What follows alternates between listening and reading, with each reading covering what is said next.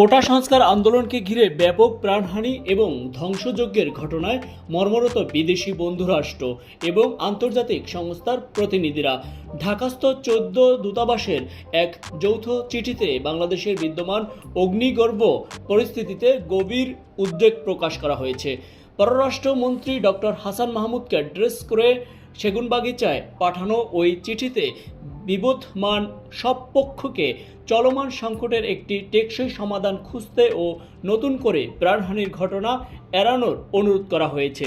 কূটনৈতিক সূত্র বলছে, গত বুধবার পররাষ্ট্রমন্ত্রী দপ্তরে চিঠিটি পৌঁছেছে।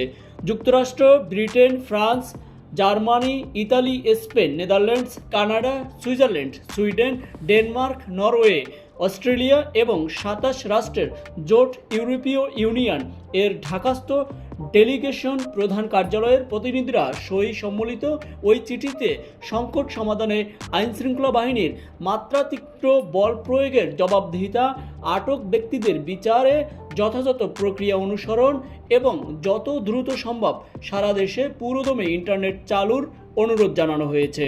এই পরিস্থিতিতে 21 জুলাই ঢাকায় বিদেশি কূটনীতিকদের ব্রিফিংয়ের বিষয়টি টেনে চিঠিতে বলা হয়, মিশন প্রধানদের সঙ্গে আলোচনা আইনশৃঙ্খলা বাহিনীর কর্মকর্তাদের মাত্রাতিরিক্ত বল প্রয়োগের জবাবদিহিতা নিশ্চিতে আপনি পররাষ্ট্রমন্ত্রী যে আশ্বাস দিয়েছেন আমরা ইতিবাচকভাবে গ্রহণ করেছি।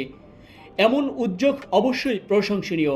কোটা সংস্কার আন্দোলনকে ঘিরে সংঘাত ও সহিংসতা জড়িত সন্দেহে আটক ব্যক্তিদের বিচার মানবাধিকার সমুন্নত রাখা জরুরি উল্লেখ করে চিঠিতে বলা হয়, প্রকৃত অপরাধীরা বিচারের পাশাপাশি সাধারণ মানুষের মত প্রকাশের স্বাধীনতা, সমাবেশের অধিকার সহ সর্বজনীন মানবাধিকার সমুন্নত রাখতে হবে।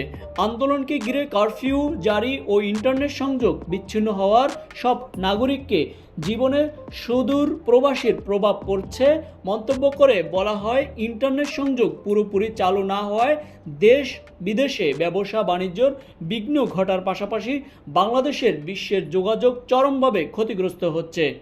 আজকের চিত্র, নিউজ ডেস্ক।